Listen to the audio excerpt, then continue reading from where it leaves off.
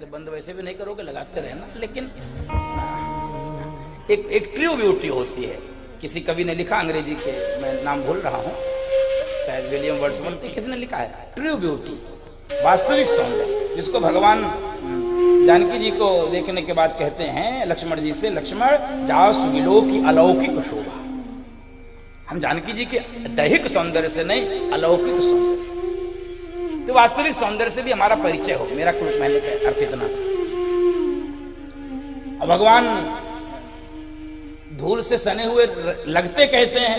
यदि एकदम सुंदर स्वरूप आपको सुनना हो तो रसगान जी के शब्द, भूली भरे अति शोभित श्याम जो, ऐसी बनी सिर सुंदर चोटी, खेलत खात फिरे अंगना पग, पैजनी बाजत पीरी कछोटी, पाछवी को रस खाने विलोकत, पारित काम कला निधि कोटि, काग के भाग कहा कहिए हरि, हाथ सोले गयो माखन रोटी, काग के भाग कहा कहिए हरि, हाथ सोले गयो माखन रोटी। काग के भाग कहा कहिए हरि, हाथ सुले गयो माखन रोटी। उस काग के भाग की सराहना रसखान जी कर रहे हैं, जो भगवान के हाथ से माखन और रोटी लेकर। रामावतार में भी ये प्रसंग आता, काग भुषुंडी जी को यह अवसर मिला, काग भुषुंडी चरित बचपन का। बंधु माताओं, माखन रोटी भगवान के, अब भगवान थोड़े थोड़े बड़े हो गए, कभी लकड़ी निकाल के तलवार की तरह भाजने लगते कि जैसे बच्चे वीर बालक तलवार चलाते हैं, कभी जलती हुई लकड़ी ऐसे ऐसे नचाने लगे, कभी चंदा मामा के लिए रूठ जाते। बहुत सारे भगवान की इस बाल लीलाओं का दर्शन आपने किया। और मैया भगवान से कहती है कि कन्हैया दूध पियो। अच्छा, सब माताएं बच्चों को दूध पिलाना चाहती हैं और बच्चे दूध पीना, ये न जाने कहां से ये शुरू हुआ, हमको लग रहा भगवान से शुरू हुआ। हाँ, वो दूध नहीं पीना चाहते। भगवान कहते हैं क्यों दूध पिलाना चाहती हो?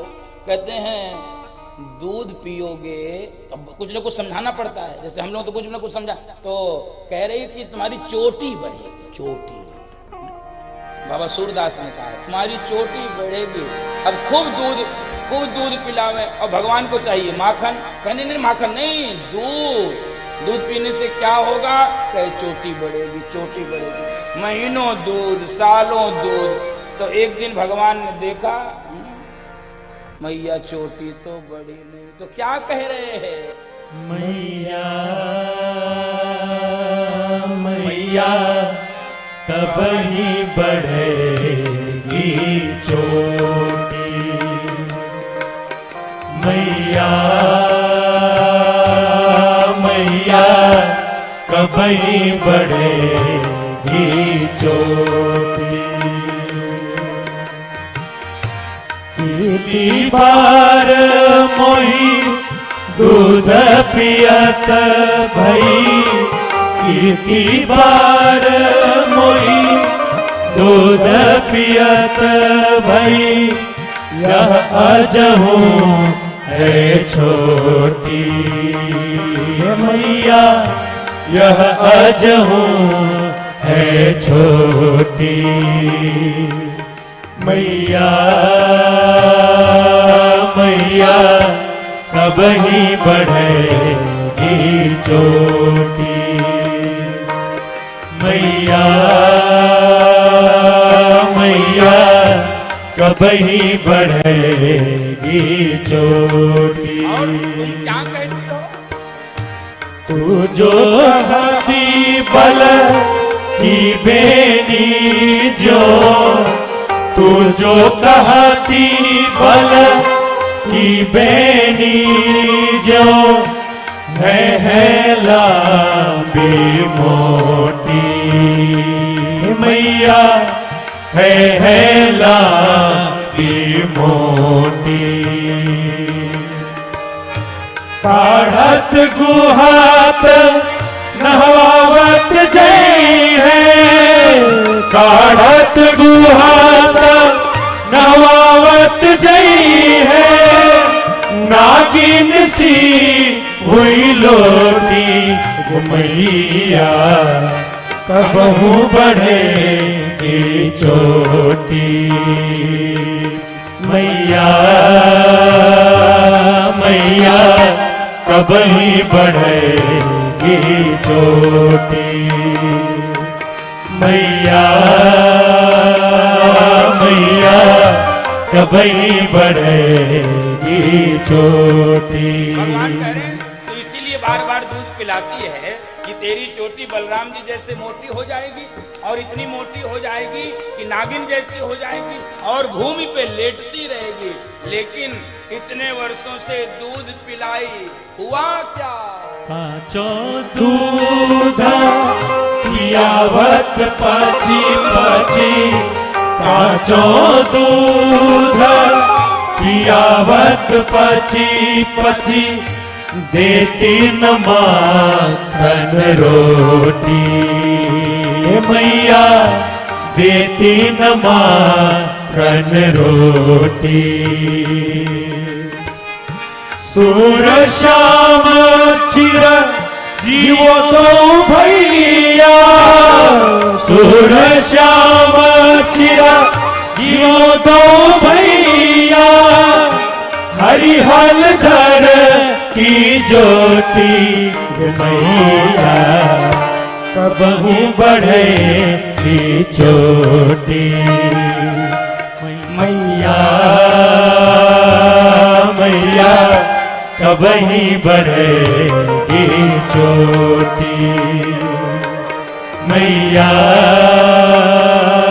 मैया कबही बढ़ेगी, कबही बढ़ेगी, कबही बढ़ेगी चोटी।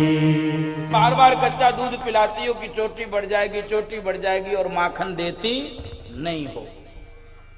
सूरदास जी कह रहे हैं धन्य है ये हरि और हलधर की जोड़ी।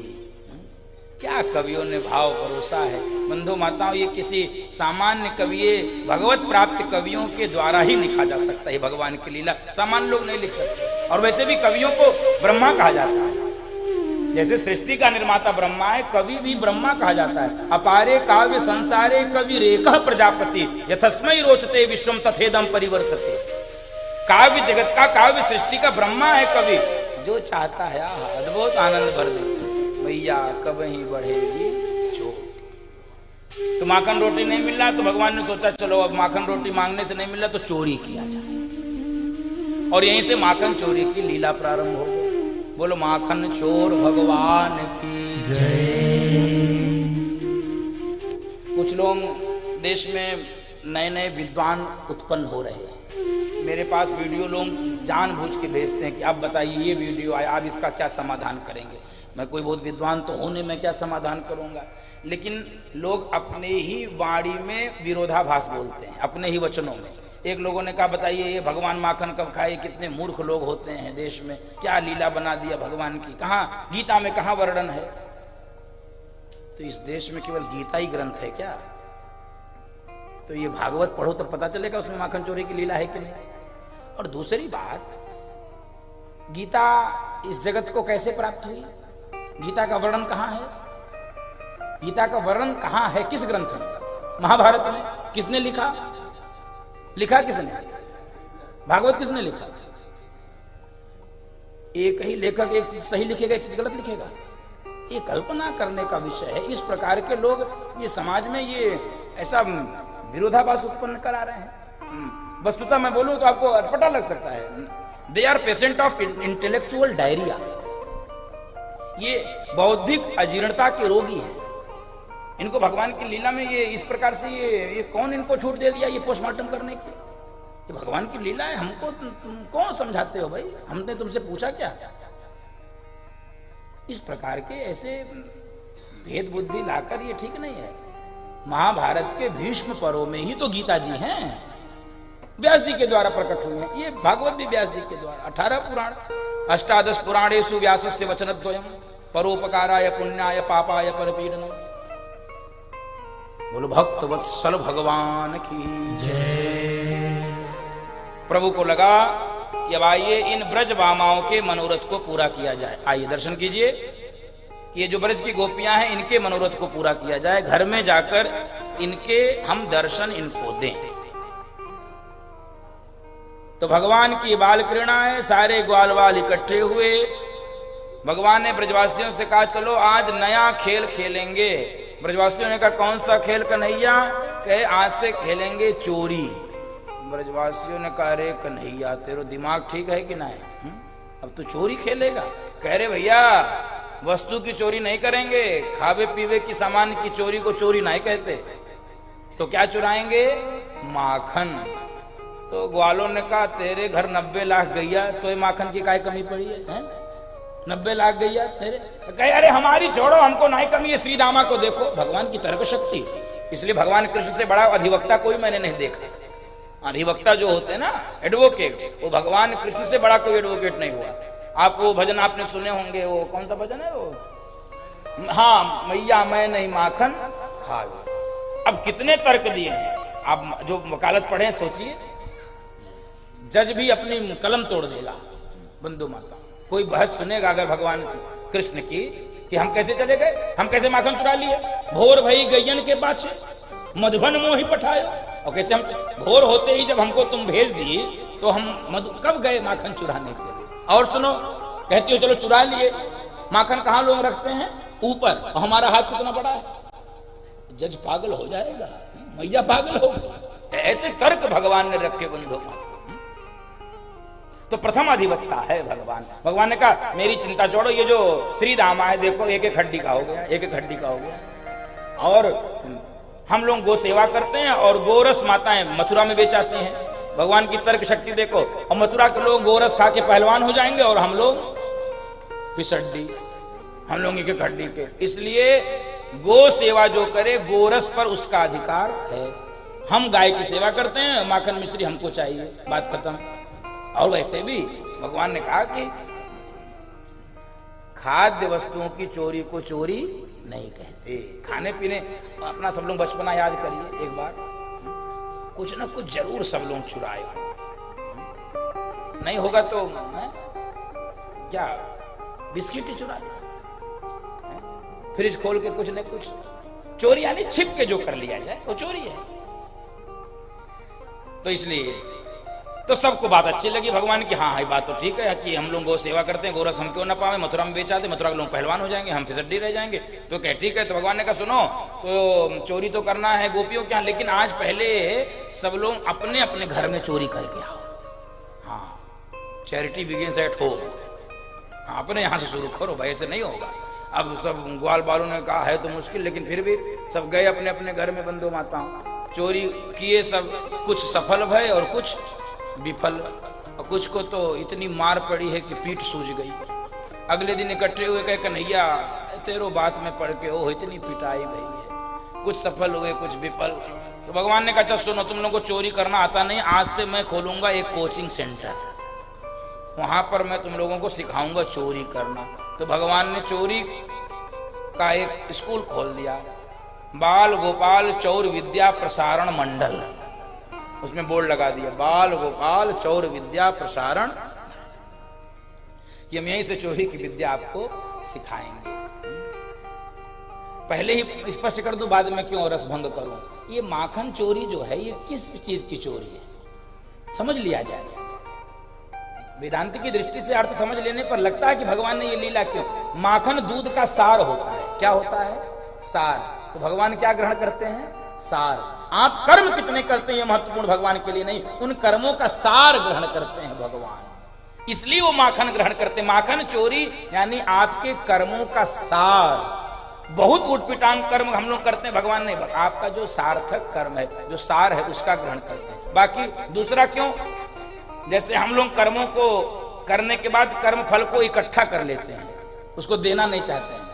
भगवान ये माखन तैयार करके दूसरे को क्यों नहीं दिया जा रहा, खिलाया क्यों नहीं जा रहा, परोसा क्यों नहीं जा रहा है? तो भगवान चाहते हैं कि कर्म के फलों को हमको सौंप दो। कर्म करो लेकिन सौंप दो हमको, तेरा तुझको हाँ क्या लागे, ये भाव से भगवान माखन चोरी करते हैं। अब आइए लीला में प्रवेश करते हैं, रस में प्रवेश करते हैं। तो भगवान ने सबको चोरी सिखाई और धीरे धीरे सब चौर विद्या में निपुण हो गए, ट्रेंड हो गए सब चौर। और बंधु माताओं, ब्रज बामाओं के मनोरथ को पूरा करने के लिए भगवान लोगों के, गोपियों के घर में जाने लगे। बहुत कई बड़ी मीठी मीठी लीलाएं हैं बंधु माताओं। 4 साढ़े 4 वर्ष के थे भगवान, एक गोपी के घर में जाते हैं और गोपी से कहते हैं कि मैया बड़ी तेज भूख लगी, माखन रोटी दे दो, माखन रोटी दे दो, माखन रोटी दे दो। वो गोपी आधा तोड़ के ऐसे दे देती, तोड़ के दे देती। बड़ी मीठी लीला है, पहले इसको सुन लिया जाए। अपनी ये ठुड्डी गोपी के कंधे पे रख देते, ओ भाभी रोटी दे दे, मेरी मैया रोटी ना दे, माखन ना दे, न जाने यमुना नहावे जाए, गाय की सेवा करे, इतने काम करे, रो भूख लगो है, भूख। धीरे धीरे भगवान बड़े हुए। भगवान आगे वृंदावन चले गए, मथुरा चले गए, द्वारिका चले गए। ये जो नई नई ब्याह करके गोपी आई थे जिसके घर में भगवान माखन रोटी मांगने जाते थे, ये भी धीरे धीरे अवस्था बढ़ गई इसकी। दर्शन कीजिए। एक दिन चौके में अपने रोटी बना रही थी, एक रोटी चूल्हे में सेक रही थी, एक रोटी बेल रही थी। और उसी समय उसी लीला में प्रवेश कर गई कि जब मैं नई नई ब्याह करके आई थी ब्रज में, कन्हैया आते थे हमारे घर, ओ भाभी मोए आधी रोटी दे दो, ओ भाभी आधी रोटी। और मैं कन्हैया को रोटी दे देती थी, कन्हैया लेकर भाग जाते थे। और लीला में प्रवेश करती जा रही है। कितने दिन हो गए कन्हैया आए नहीं, क्या समय था, प्रभु आते थे, कन्हैया आते थे। लीला में प्रवेश करती जा रही है, रोती जा रही है, नेत्र से आंसू गिरते जा रहे, देह भान शून्य हो गया, इसको पता ही नहीं है चौके में रोटी बना रही है। और बंधो माताओं, एकदम से मानो भगवान के चरणों में ही चली गई हो, धड़ाम से चूल्हे में गिर गई। आवाज आई रोटी जलने की चूल्हे में। इसकी बूढ़ी सास लाठी टेकते चोटी पकड़ के, अरे बहू, अरे बहू, अरे अच्छा हुआ चूल्हे के बाहर गिरने तो तू जल जाती। और जब पकड़ के चोटी हिलाया है, नेत्र खुल गए, लीला से बाहर आ गए, अपने सास के चरणों में गिर के, मैया क्यों जगा दिया, अरे कहाँ चली गई थी तू? कहने लगी हम कहीं नहीं गए थे, हम तो अपने गोविंद के चरणों में चले गए थे, तूने हमको वहां से दूर कर दिया। मैं तो अपने श्याम सुंदर के साथ लीला कर रहे थे, हम अपने श्याम सुंदर के साथ।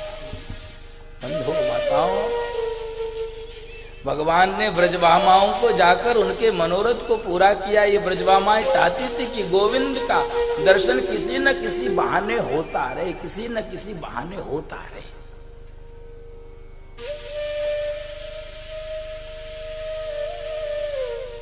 एक दिन सारी गोपियां पहुंच गई यशोदा मैया के घर में। ओ यशोदा, तेरो लाला ने नाक में दम कर दी है। कनुआ मैया ने बुलाया और कहा सुनो, शिकायत हम पीठ पीछे नहीं करेंगे, हम तो उसके सामने करेंगे, क्योंकि शिकायत तो बहाना था, इनको तो उनका दर्शन करना था, ये शिकायत तो बहाना था। भगवान को बुलाया मैया ने। अब गोपियां घेर के बैठ गईं, भगवान को देख रही, भीतर भीतर मुस्कुरा रही हैं और बाहर चेहरे पर गुस्से का भाव, कोप का भाव। यशोदा सुन अपने लाला की करामात, और जितना भोला बनकर यहाँ बैठा इतना भोला है नहीं, या के पेट की दाढ़ी हमने देखी है, जितना भोला ये बन के बैठा उतना भोला है नहीं। हुआ क्या? वत्सान मुंचन क्वचिद समय क्रोश संजात हासः स्तेयं स्वाद्वत्यत दधिपयः कल्पितैस्तैः योगैः मर्कान् भोक्षन् विभजति स चेन्नाति भाण्डं भिनत्ति द्रव्यालाभे स गृहकुपितो यात्युपक्रोश्यतो काम। क्या कह रहे हैं? एक गोपी कई वत्सान मुंचन क्वचिद समये। ये तुम्हारा लाला बछड़े को कभी भी असमय खोल देता है। मैया ने तुरंत रोक दिया, नहीं नहीं, तुम दूध दुहवे को जाती होगी इसलिए वो खोल देता, उसका ये पुराना अभ्यास है। इसका नहीं नहीं, दूध दोहते समय नहीं, असमय क्वचित समय कभी भी खोल देता है। और सुनो, कभी हम दूध दोहने के लिए जाते हैं तब कहते हैं कन्हैया से, ओ कन्हैया जरा बछड़ा खोल दे, तो तेरा कन्हैया कहता, क्यों तुमने हमको नौकर रखा है क्या? तू अपन बछड़ा खुद खोल ले। अरे मैया ने कहा कोई बात नहीं, बच्चा है, थोड़ा डांट डपट दिया करो तो मान जाएगा। तब तक दूसरी बोल, डांट दिया करे। अच्छा, डांट दिया करे। एक दिन हमने इसको डांटा, इतनी तेज हंसने लगा, इतनी तेज मुंह बना बना के हंसने लगा, हमारा सारा गुस्सा गायब हो गया, हम भी हंसने लगे। मैया ने कहा ये कौन सी बात है, ये कौन सा भाई, ये कौन सी शिकायत है? अब उनके हंसी से तुमको हंसी आ जाए। तो मैया ने कहा अच्छा सुनो, ऐसा करो, घर में जब आया करे तो माखन परोस के खिला दो, इसको माखन बहुत पसंद, माखन परोस के खिला दो, बात खत्म। माखन परोस के खिला दो। एक दिन हमने इसको कहा कन्हैया आओ भैया माखन खाए लो, तो हमने माखन परोस के थाली में दिया, तो ये क्या कह रहा, सुन ए गोपी, हमारे घर 90 लाख गैया, हमारे घर आए के खाई जाइयो माखन। हम माखन नहीं खाएंगे, हम माखन नहीं खाएंगे।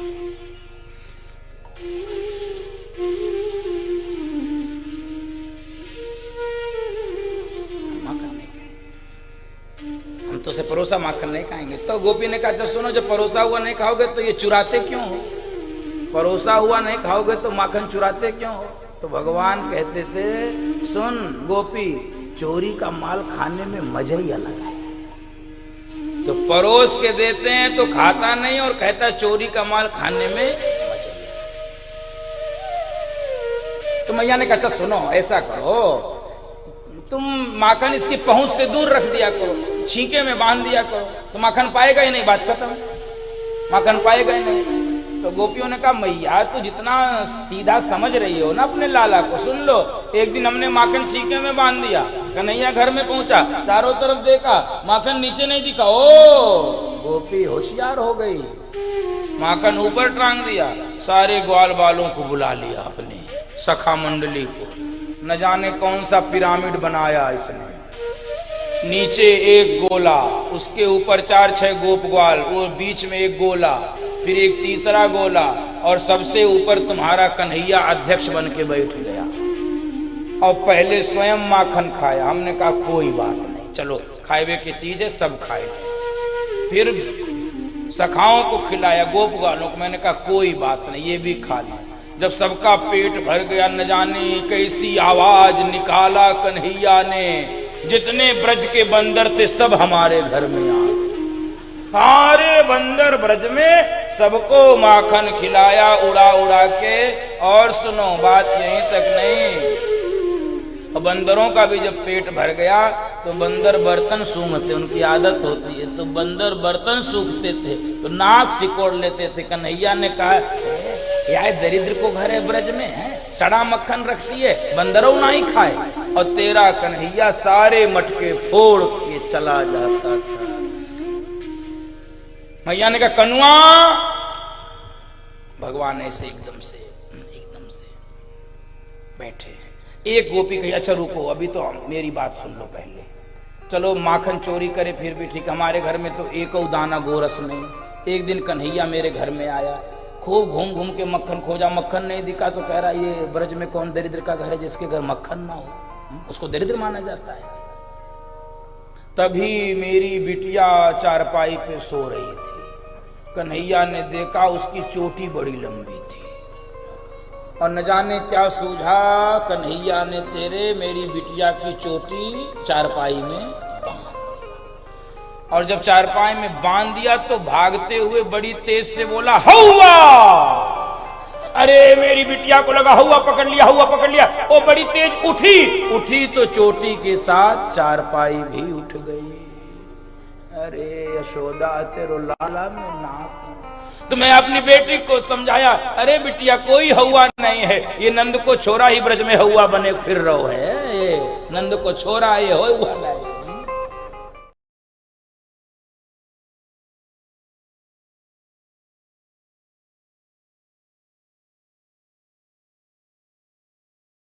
आनंद टीवी से जुड़ने के लिए आप हमें व्हाट्सएप करें 9277395752 पर।